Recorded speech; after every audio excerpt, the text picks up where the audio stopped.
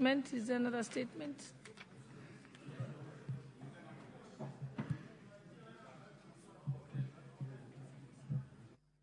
Is there any other statement? Or should we move to the next order?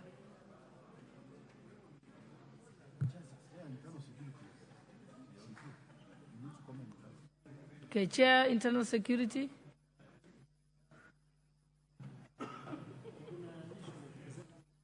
Did you have a response for today? Thank you. Or are you being confused by Honorable Thank you, Madam Speaker. I'm just a little bit obstructed by the kingpin, but not original.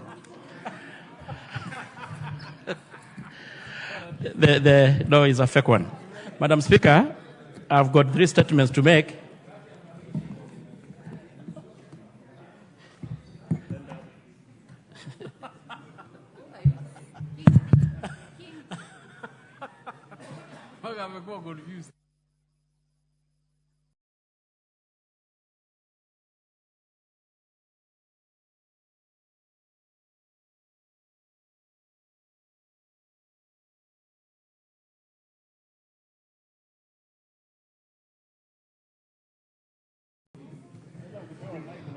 So we kindly maybe a week to respond to. A week. Okay, thanks.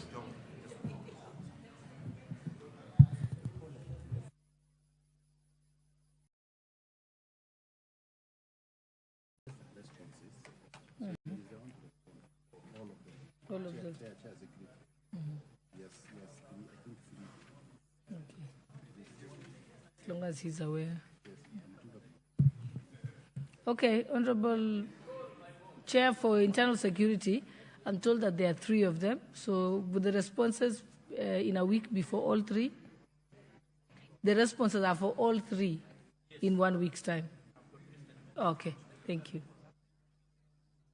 You may proceed. Thank you, Madam Speaker. I've got 3 statements to respond to, namely one by Honorable MP for Mwingi Central, who I think is in the House. Another one is by my good friend MP for Kirinyaga County, and another one for MP for Ijara. And I want to start with one by Honorable Kirinyaga County. Honorable Speaker, the Member of Parliament for Kirinyaga County, Honorable Jane Maina, had sought for a statement regarding the arrest of Alfred Ribai Choba for the defilement of a minor, Penina Wamboi in Kirinyaga West Sub-County in Kirinyaga County. And the Honorable Member sought the following: the measures that the Ministry had put in place to ensure that Ms. Penina and her sister get justice, the reason that led to the release of Mr. Alfred Choba, the accused, on a cash bail, the measures that the government has put in place to ensure the safety of school-going children in Kirinyaga and the country at large.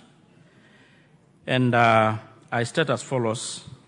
Honorable Speaker, on 20th February 2024 at around 11 a.m., Mr. Esther Wangeshi Wanjira reported at Bericho Police Station via OBIN number 17200224 that our sister Penina, aged 13 years, was missing. Both are residents of Kiburu Trading Center in Kirinyaga Sub-County, and she reported that the juvenile had left home on 16th at around 2 p.m. to undisclosed destination. She further disclosed that the juvenile was 4 months expectant. It was further alleged that the area chief, Mr. Alfred Choba Ribai, had been defiling Penina. The suspect was arrested on 22nd and escorted to Bericho Police Station. He was, however, freed on a police cash bail of 30,000 pending search and recovery of the missing juvenile and the completion of investigation. The minor later resurfaced, and upon completion of the investigation, the police case file was forwarded to the Office of ODPP, Kirinyaga County, for perusal and advice. It was recommended that Alfred be charged with offense of defilement contrary to Section 8.1 and as read together with Section 8.4 of the Sexual Offense Act. On 13th, Madam Speaker, the accused was arraigned before Kilgoya Chief Magistrate Law Courts and for plea taking. However, he furnished the court with a High Court petition order that temporarily halted his prosecution at the law courts pending hearing and determination of his constitutional petition at the same court. Honorable Speaker, Alfred was also arraigned before Principal Magistrate Court at Baricho Law Courts for another offense of assault. He pleaded not guilty to the charge and was released on court cash bail of 50,000, with this case set for hearing on 14 September this year. Honorable Speaker, as earlier stated, the suspect was arrested on 22nd February at around midday and escorted to Baricho Police Station. He was, however, freed on a police cash bail, as earlier stated. The release was in tandem with this constitutional right of being arraigned before court of law within 24 hours of arrest. The Constitution of Kenya, Article 49, 1H secures the right of an arrested person that he may be released on bond or cash bail on reasonable condition pending a charge or trial unless there are compelling reason not to release. At the time of freeing the suspect, there was no evidence that indeed he defiled the minor, except for allegation leveled against him. Thus, it was much informed that he be released. Further investigation has been concluded, and the whereabouts of the complainant, that is Penina, was unknown as at then. Honorable Speaker, the National Police Service is mandated for maintenance of law and order, ensuring the safety of each and every person, including the school-going children in this regard. All cases involving children have been taken seriously, well investigated, and culprits arraigned before courts and convictions realized. In the best interest of the child principle, the service reiterates its commitment of ensuring all cases of defilement reported to the police stations are thoroughly investigated and suspect presented in court for subsequent punishment. The service has established child protection unit or officers within the police stations to encourage reporting of cases of defilement to the police and in private, dignified manner. The service has also provided anonymous reporting lines, including Vichua kwa DCI, X Twitter handle, and other toll-free phone lines like 07800 7220203 to encourage reporting of sexual offenses, especially those involving children, to the police. Through community policing platforms, police continue to sensitize members of the public about measures necessary for the protection of children. Lastly, Madam Speaker, having taken plea on account of assaults, an administrative action has already been taken against the suspect, being placed on interdiction pending the conclusion of the matter. I submit, Madam Speaker.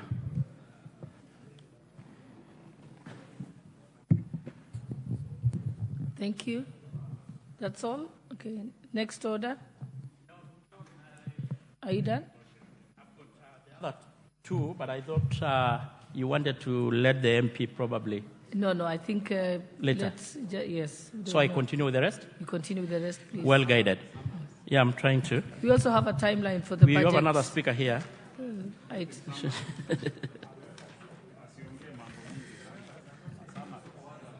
Here. This is for the member of a statement being sought by the member of Mwingi Central, Honorable Gideon Muyungi, on the case of the death of Benjamin Mwaniki Kadhegu. Honorable Speaker, I want to state as follows. On 9th January, at around 11 a.m., Peter Kanyite Kaliko reported at Hola Police Station that Benjamin Mwaniki Kadhegu was missing after the latter failed to pick his wife called since the day before. Subsequently, police officers from DCI, Hola Police Station, went to his house on the same day and found it locked from inside, which forced them to break it. Unfortunately, he was found lying down dead on the bed with no visible injuries. The scene was processed and sample of blood and mucus collected, and a suicide note was also recovered. The body was removed to Tohola Hospital mortuary for preservation. However, on January 10th, the body was removed to Mwingi level 4 since the Hola had got no pathologist.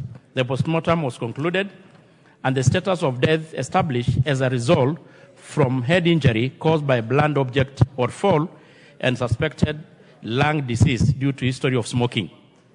On 23rd same month, Ibrahim Salat Omar, an assistant manager at the Hela petrol station where the deceased was working, provided non-handwriting of a deceased, which was compared with a suicide note. The forensic document examiner from DCI headquarters was of the opinion the handwritings were authored by the same person. Investigations are ongoing as police await report from the government chemist indicating whether or not the blood and mucus sample collected contain any poisonous substance capable of causing death, and the cybercrime analyst report on any forensic evidence that might be available on the deceased mobile phone.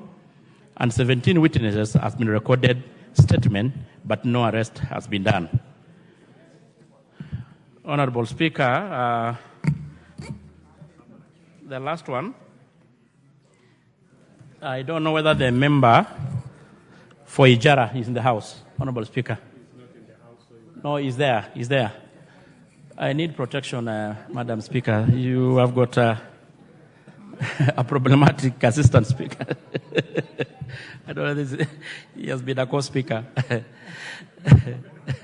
Madam Speaker, that statement was sought by the MP for Ijara constituency, who is confirmed to be in the House, on the mysterious death and disappearance of Mr. Jabil Abdullahi Farah and Mr. Harold Ali Khalif. Honorable Speaker, Mr. Yusuf Abdi Siget reported the disappearance of Mr. Jabil Abdullahi Farah at Ngara Police Station on 14th February at around 2 p.m. He reported that Mr. Muhammad Hamid Khalif requested him to accompany him to Ngara area to purchase a motor vehicle on 14th February. Mr. Khalif was on board a motor vehicle registration KDE 617G, a Toyota make, silver in color, while the company of Mr. Farah. They drove along Quarry Road of Ngara Equity roundabout. However, they were blocked by a Prado motor vehicle black in color, whose number plate they did not capture. Two armed men alighted from the Prado and abducted Muhammad Khalif and Jabir, while the reportee escaped. Investigation was launched immediately. However, the CCTV footage from the neighboring shop and the National Police Service Integrated Command, Control and Communication Center, that is IC3, did not capture the incident. Their mobile phones were subjected to forensic analysis, but did not yield any evidence either. On 19th, Madam Speaker, Muhammad Khalif presented himself to DCI Central and stated that he was driven back to Isli on the previous night after being held in a place he does not know, and that he had left Jabir Farah with the abductors. He further stated that Jabir is a refugee from Dagahele refugee camp, and they had traveled together to Nairobi on 11th February. Honorable Speaker, the disappearance of Mr. Khalif was reported at Haluga Police Station on 18th, and it was reported that on 18th at around 1 p.m., 3 armed men entered Hajid Homestead and at Halugo Village at sub-county in Garissa County and forcefully abducted him. The abductee unsuccessfully persuaded the armed men not to abduct him. They drove away in an unidentified Prado and crossed the Kenya border to Kenya-Somalia border. Honorable Speaker, after the report of the 2 missing persons were made, the police circulated signals of missing person within the Republic of Kenya, putting all the stations on lookout in case the persons, as per the circulated details, are found within their areas of jurisdiction. Investigation into the whereabouts of the missing persons are still ongoing.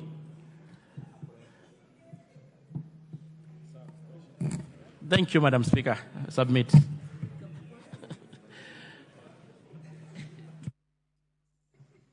I think now you've completed all your statements, right?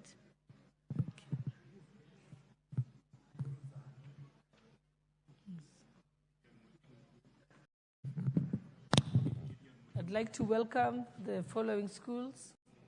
May I have the list?